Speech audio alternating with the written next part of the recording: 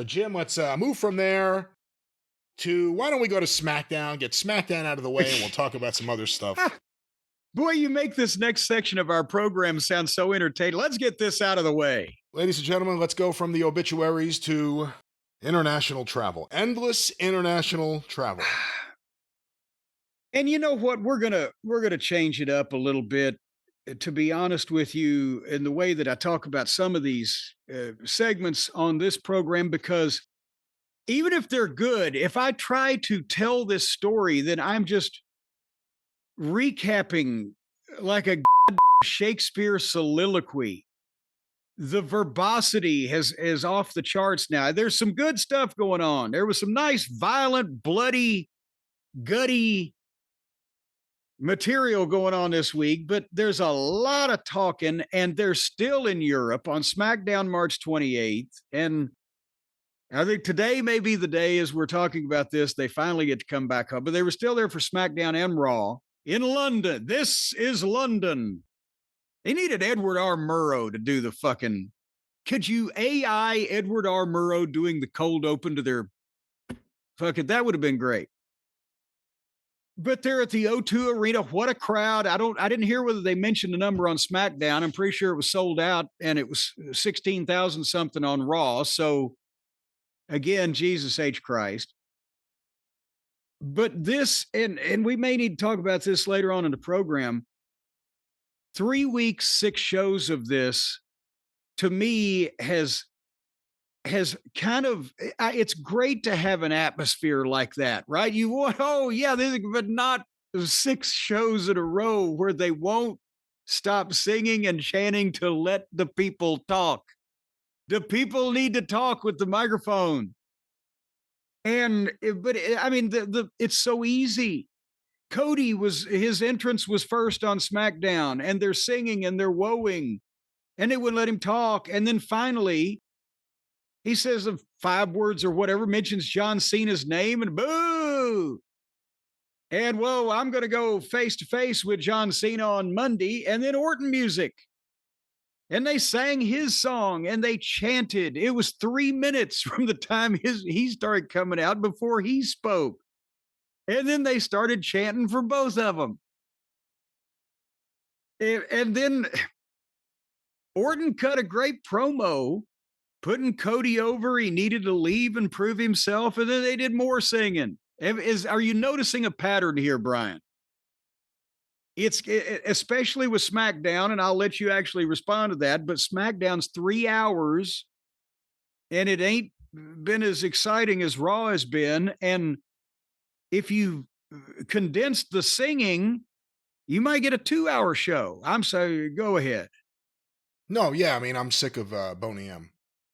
Enough of this. Enough of this. Well, you're sick of boning who? What did you? I'm not even going to try to correct this. Boney M. Sick of boning him? Daddy cool. It's what they've been singing nonstop. Well, don't try to suck up to me now. I may be cool, or I don't know whether I'm your daddy, but who are you talking about boning? This was the worst. Yeah. All right, Lou, go on back to the fucking show. I don't, you just completely derailed me, MVP. Let me think what I was trying to say.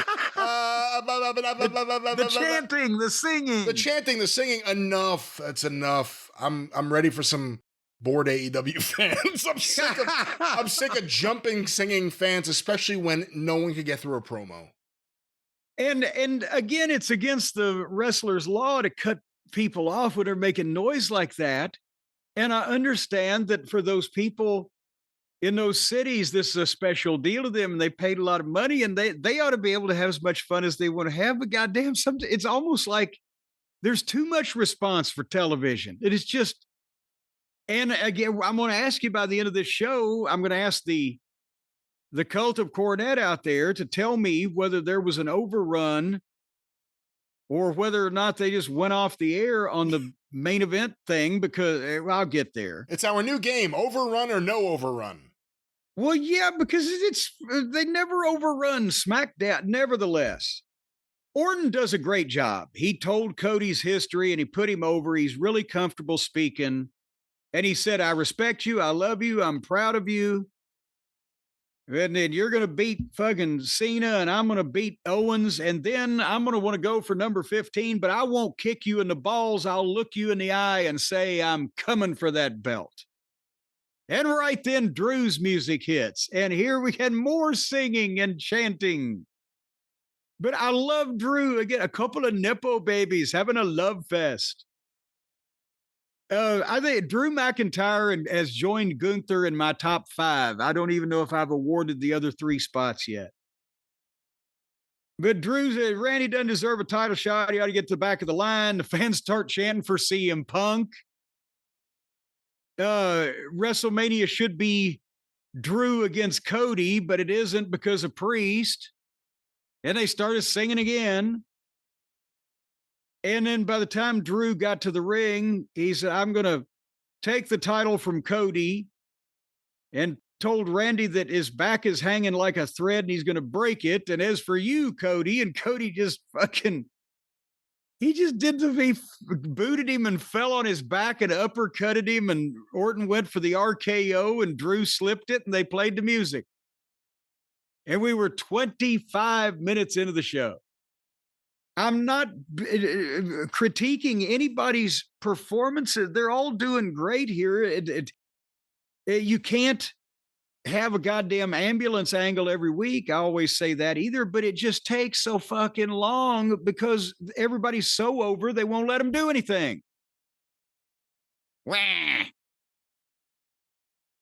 Are you speaking to me? No, I'm not speaking. I don't know what to say. I mean, they're stars. The people are going crazy. They're enjoying being there, but yeah, you know, I'm not. I think I said it to you off air. I'm starting to really hate SmackDown.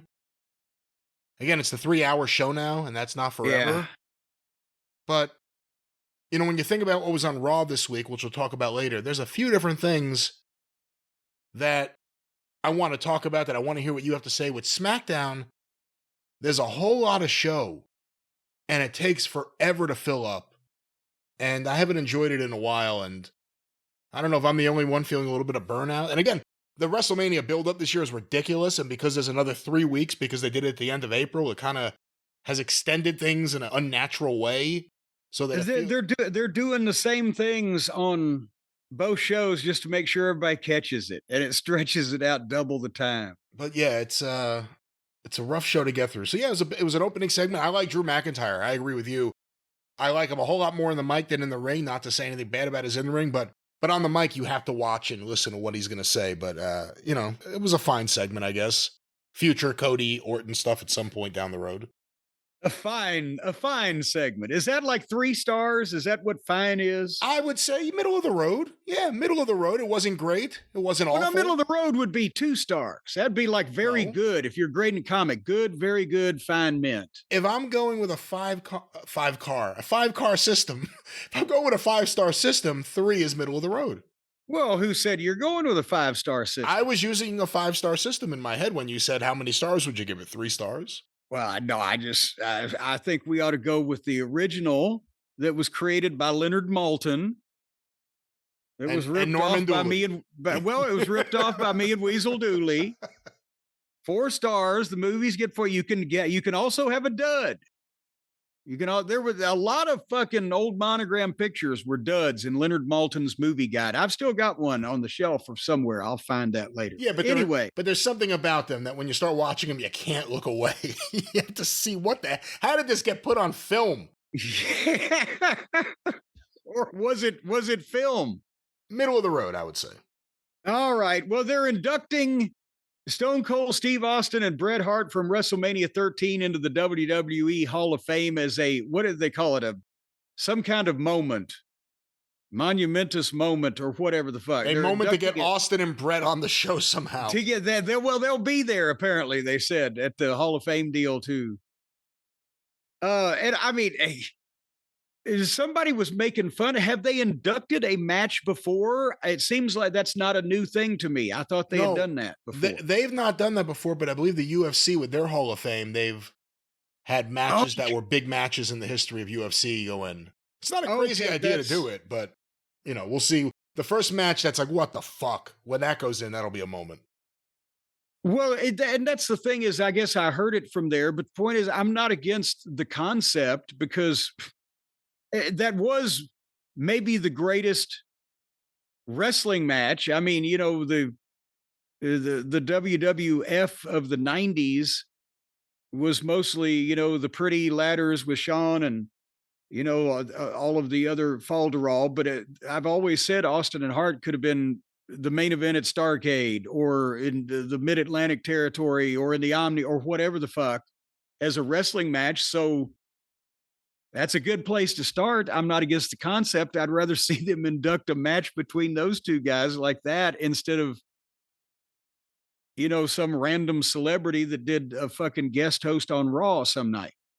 When you really think about a match, that would be the first match they put in there. Obviously, there'd be a lot of picks, Hogan, Andre, whatever it may be. They may want to keep Hogan far away from this. But when you think about matches and the result, or specifically what came out of it, is there a match that caused an industry to explode? Not that it was the lone thing, more than Steve Austin coming out of that match and the fan reaction and that kind of triggering everything. As much as Austin 316 and the King of the Ring, it was the Brett feud. And to me, it was that match. And coming out of that match, it was clear that Austin was the top guy in the company to me as a kid, as a teenager. Yeah. Well, it was to me as a backstage minion. And that's what caused Vince to be able to go public was Steve Austin. And now see, some people are going to say, well, Sting and Flair are the first Clash of Champions, which is same principle, but different application in that got Sting over as a main event guy. It didn't boost the business at that point was still doing well.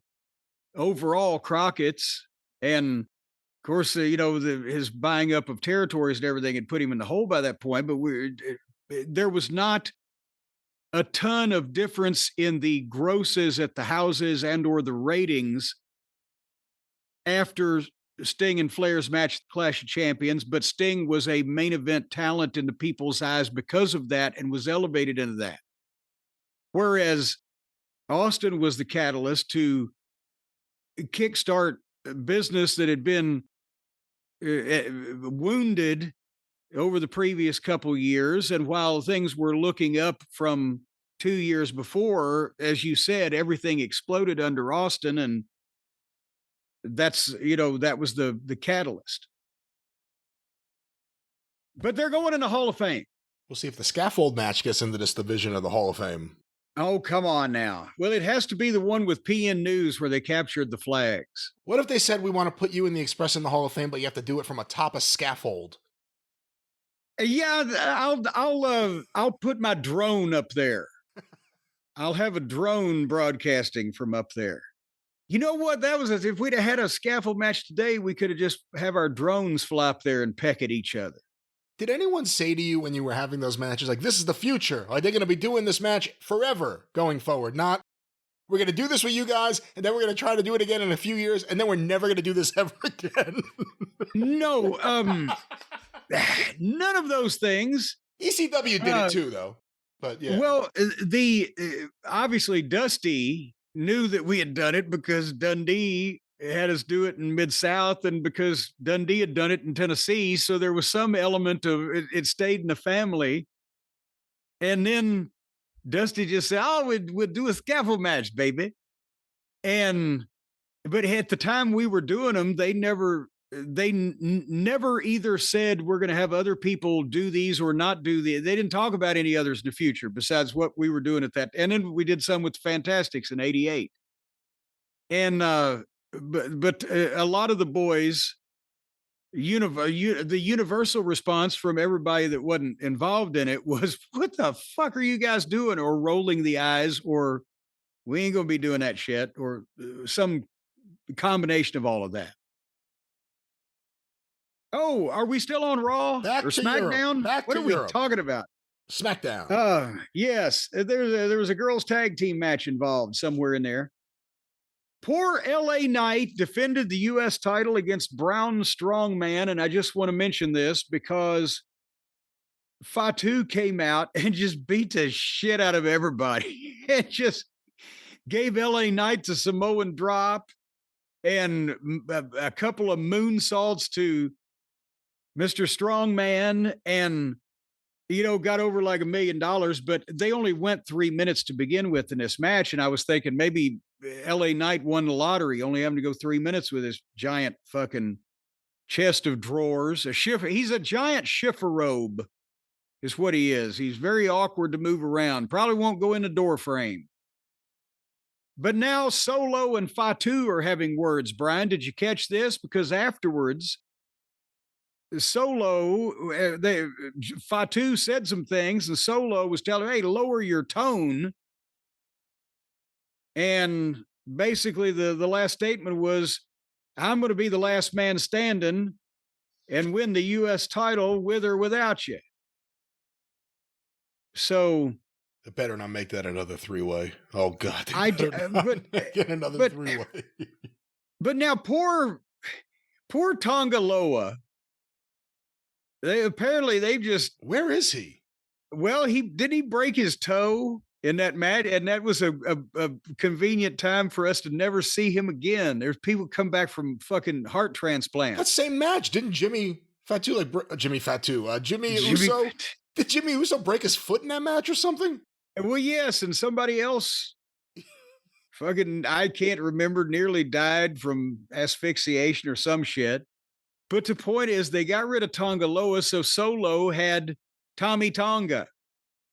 And Tommy is the fall guy in all of this, but if Fatu is a baby face in terms of the people are awed by his athleticism and fury, but he works better doing that as a heel. I don't think it's the time to particularly make him a baby face, but if the problem that I'm thinking is, even if they just, okay, we're going to have Fatu versus Solo, is some similar styles that might diminish Jacob and or Solo, because it might make Jacob shit look less special, and it might make Solo look like he can't do all the shit Jacob can do. Does that make sense to you?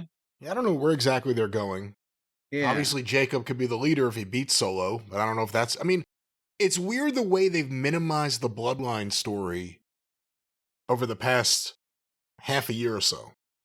It was the main thing on SmackDown. Everything revolved around the bloodline being there. If they weren't there, Heyman was. Then there was the second version of the bloodline with Solo, the Tongas, and Fatu. That was kind of doing something.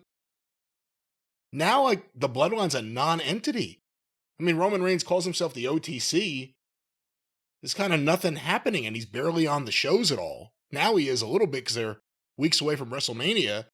And on SmackDown, the people want to cheer Fatu. They're teasing something. But Solo means a whole lot less than he used to. Yeah, he's just kind of hanging out in the parking garage bitching at people. Yeah, they had Roman beat him a few times, and then all of a sudden no one cares about Solo. Who knew that was going to happen? So I don't know. It's weird that the bloodline was the main thing, and now it's not, and I don't know. I mean, I kind of want them to do something and just get it over with already. Here's the thing. You can't have a bunch of top guys. You can only have a few top guys, because if you have a bunch of top guys, then you're watering shit down. And sometimes when you are lucky enough to have an abundance, a plethora, if you will, of top guys, you don't need to see all of them. So I don't mind Roman being gone for a while and he comes back for the big thing. That's probably better, because the other newer, fresher, sparklier, shinier things may outshine him, that people got a chance to miss him. How can I miss you if you won't go away? That whole fucking thing, right? So that I don't know, but the actual, like you said, the diminishment of the whole bloodline. I don't think Roman should be necessarily in the bloodline anymore, but I think the mudline, as we called it, the outlaw mudline, the evil mudline, they got mixed up in the transporter and they all came out evil with facial hair. That could be a bigger deal with Jacob Fatu still in it, and Solo doing something, and Tommy there to be flunkies for a while longer. And it seems like that, I'm not arguing they put their eggs in the Fatu basket, but there's poor Solo and Tommy over there. See, you can't turn him. I would hope they wouldn't turn him babyface yet either, because I feel like there's money to be made with him and Roman.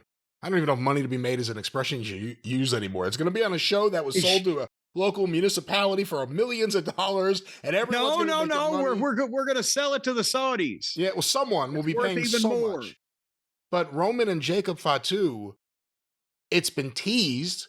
They've had moments, as a one-on-one feud, that could be something. Yeah. But again, Roman's barely there. How many matches does he work in a year? He's on the Young Bucks schedule. Well, that's actually apropos because he's same size as both of them. But together? I see Jacob and Roman for something like a bit SummerSlam-ish or Survivor Series-ish or things like that. I'm not saying that that's not a thing, but I don't think they need to have Jacob and Solo nattering at each other right now because people are going to choose sides. Solo comes out looking, whatever. They should make Jacob the evil bloodline chief, and Solo loses to him and falls in line behind him, and they got Tama Tonga and they got Heckel and developmental. And then all of a sudden you're building up something to confront the OTC. Who the hell are you to call yourself the OTC? I'm the TC right now. Well, how about the NTC? I'm the new tribal chief. Yeah, I mean something, but otherwise, or the FTC, the fucking tribal chief. I hate to say it because I like LA Knight, but otherwise you're just people running into these LA Knight segments where WWE uses the fact that he's over to hide the fact that they're doing like worthless segments a lot of the time. Yeah, and he happens to be there when other people come out and beat other people up. You know the fans are going to react for him. You know he's going to get a big pop, and then someone's going to beat him up. That's really what it's come down to. But we'll see where they go with the bloodline. All right. Well, and then I've skipped over Naomi with dramatic music was crying about what she had to do, and then they had Naomi beat up Mia Yim and B-Fab, and then Jade came down and helped old B-Fab up and was helping her out, and Mia Yim was there in the ring and she just left her for dead, and then Charlotte comes out and is ready to kick the shit out of Mia Yim. What the fuck? Played goddamn favorites, didn't you? But that's it's drama, as I heard Conan say one time in TNA, but that's drama for another day. That's the girls' drama. They can cover that on the podcast that center on the girls' drama, can't they? Conan. Hi, Conan. Did you sign this card? Conan. Remember when the video? I mean, the vocal is funny enough, but just him getting tackled by that guy. Yes, Conan. What the hell? What's going on? What the hell? The guy's trying to stretch him, and he's just there going, "What the hell? What is this guy trying to do?" Fans, for complete information on that one, that was a few years ago, but it's on the YouTube channel. Right. Maybe Brian might think of the title of it, but when a fucking Mark photographer took fucking Callis down in Mexico, and Callis, Conan, Jim Cornette on Don Callis in Mexico or something like that. That's what it would be. Anyway, then at 10 o'clock at night, in the USA time slot, they had Randy Orton versus Drew McIntyre. And I watched this one because, again, this is what, this completes the look.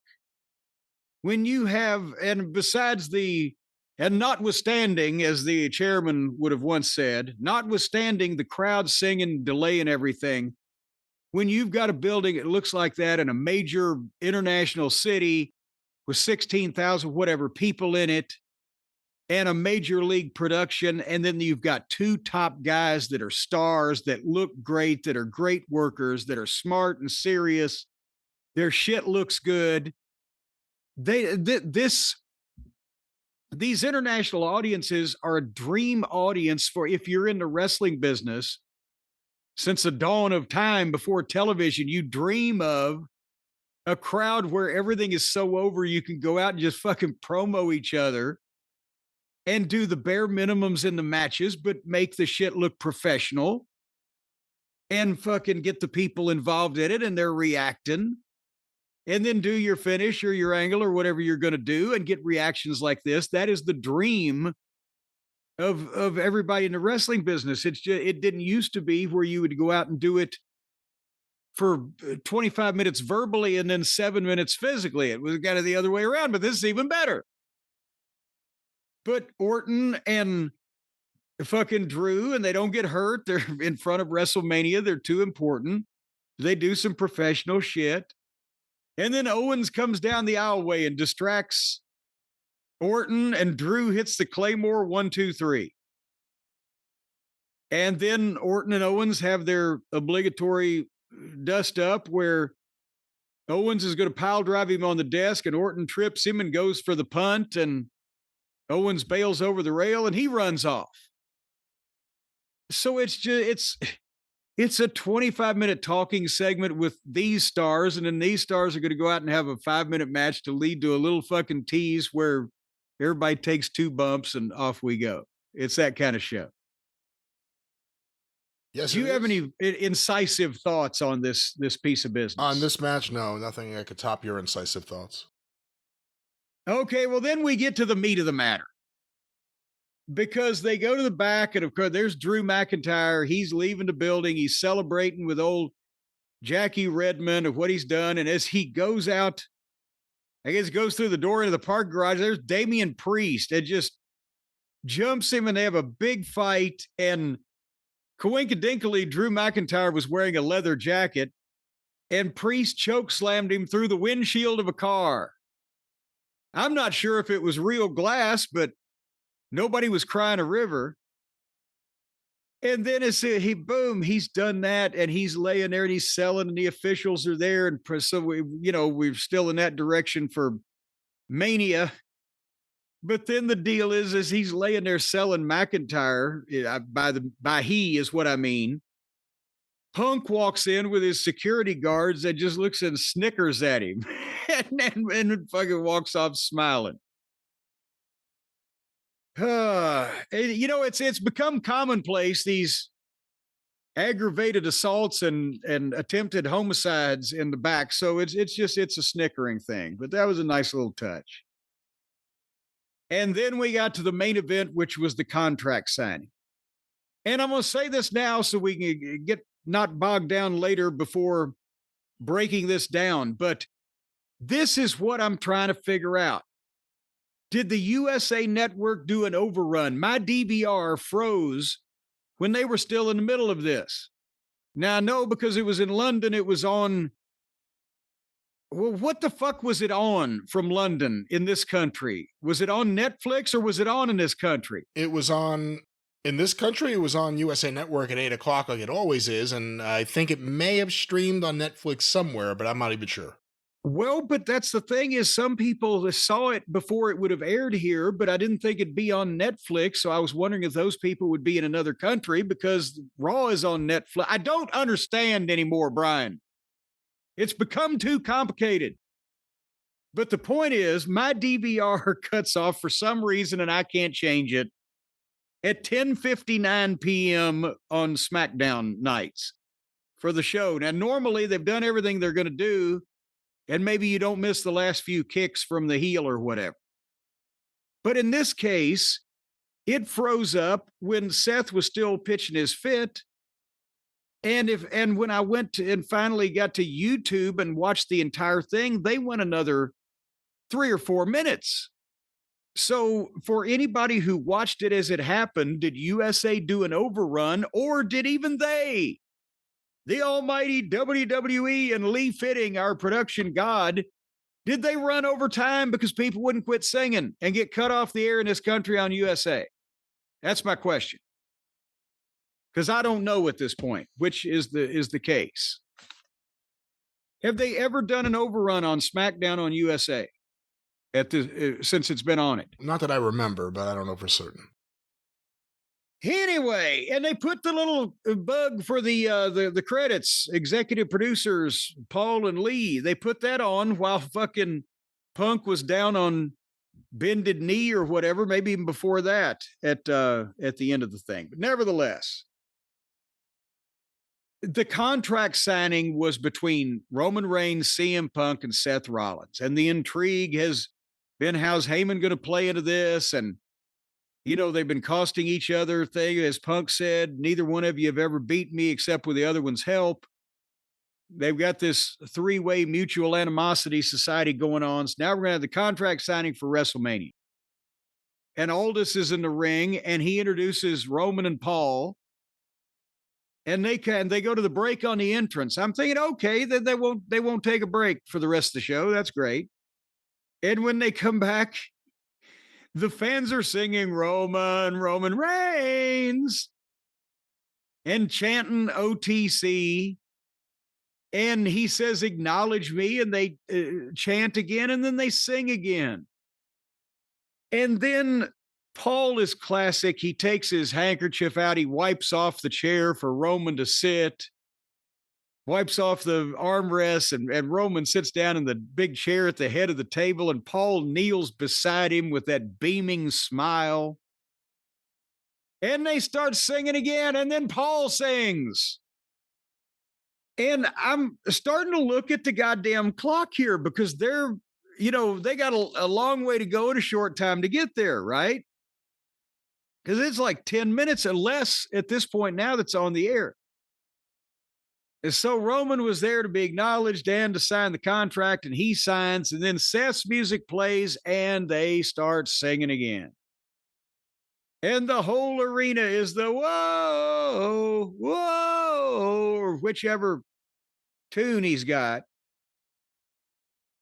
And then Seth's promo, he was supposed to start out with, you and I, Roman, we landed on the roof of this place in a helicopter 12 years ago, and go through their history. And I'm thinking, my God, they won't quit fucking singing. And he's trying to recite, their entire lives. We were born poor children in a fucking log cabin. And the crowd started singing again. And Roman was looking, and then the crowd started chanting CM Punk while Roman looked bored. And then Roman has to respond to Seth. We died a long time ago. I made this place. And, I made it what it is today. And they argued for a little while. And Seth was like, you let the biggest snake into the garden. And he was mad that Roman didn't let him finish Punk off. And now he's going to have to clean up Roman's mess again. And he signs it. And then, like Mussolini, with 4 minutes lefty, the big pop, and they sang his song and the CM Punk chants. And Brian, before I go into the rest of this, did you notice that besides for the fact that they were enjoying singing and chanting, that the people weren't particularly enthralled by the content of what Seth and Roman were going through? It was dragging just a bit until Punk came out. Do you agree? To an extent. I thought Seth did a good job. I didn't like Roman here at all. I thought it was the most unnatural, and I know he's not necessarily Mr. Natural on the mic in terms of, unlike Punk and even Rollins when he gets fired up, it comes across like a guy playing a role. But I thought I just didn't believe him at all here. And I thought I thought he was the one kind of slacking out of the three of them. It was a little, it took a while. And then Punk comes out and, I've come here to chew bubble gum and sign a contract. And they chant CM Punk. And Punk is trying to fucking read it.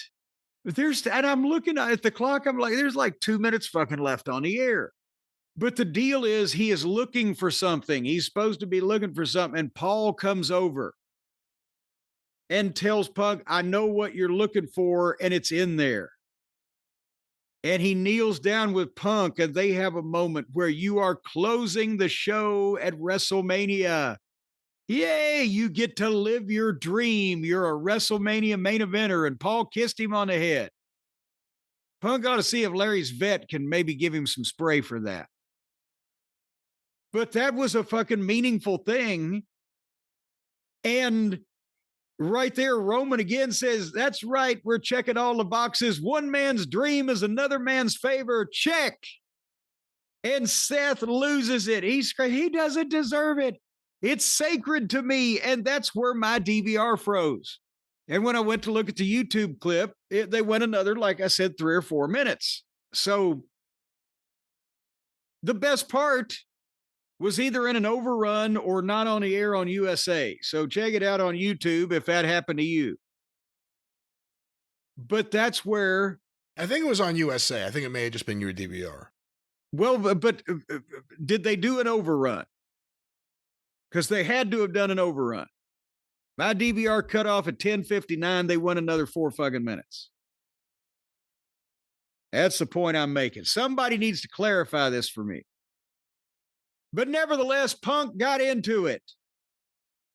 And he was teary-eyed and he was overcome with emotion. But at the same time, he stood up. He said, I want to thank London, Chicago, and Louisville, Kentucky. And Brian, did you know that there was a study done that there are more CM Punk fans per capita in Louisville, Kentucky than there are in any other town in the United States? Did you realize that? They did that study down at the Courier Journal.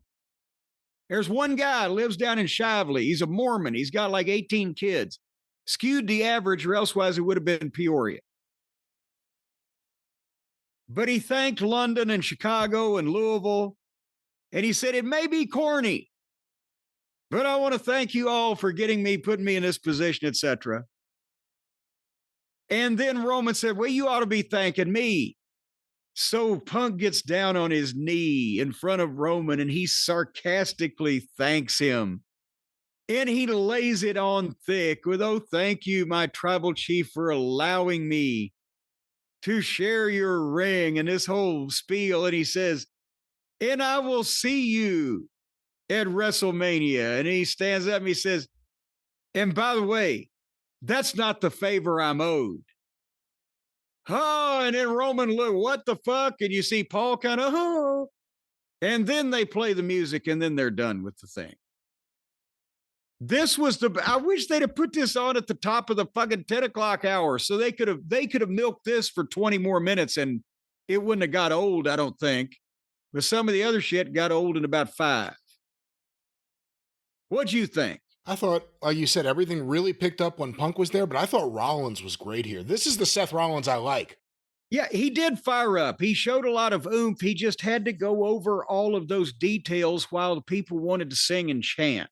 He delivered the irrational hatred of Punk perfectly. Because it's consuming him and it just eats him. I mean, he's really good in this. I really like it because a lot of it's probably real. He's really good. Yeah, he's really good when he's irrational. I think Punk was great here. And in terms of the favor, what do you think the favor is? Is the favor having Heyman walk him to the ring? Is the favor, it couldn't be, you will cost Roman the match and help me. I mean, what do you think it is? Well, I mean, it's going to be more than just walk me to the ring. He's not giving him away at his wedding. Right? Oh, if you'd ceremonially walk me to the ring or, what? No. Well, I'm just telling you. And then kiss me like you kissed me the other night when you gave me the news. Kiss me on my forehead and spank me and call me Sonny Boy. Obviously, it can't be, fuck the guy or whatever. I don't know where they're going with it. One would think that it would be some type of manipulation that Punk would want, that a business manager or advisor could give or do or sign in some way. But I don't know where they're going with it now. That's the good part about it. And that's why it got the big ooh, just as something as simple as that. Punk and Drew had the people screaming and yelling when they were fighting over a fucking plastic bracelet. And now just what is the favor and who's going to do what for who has become a thing. Because it's something everybody can understand. That's why it's getting over. Well, that was WWE Smackdown continuing this European jaunt, and we shall return with jet lag right after this.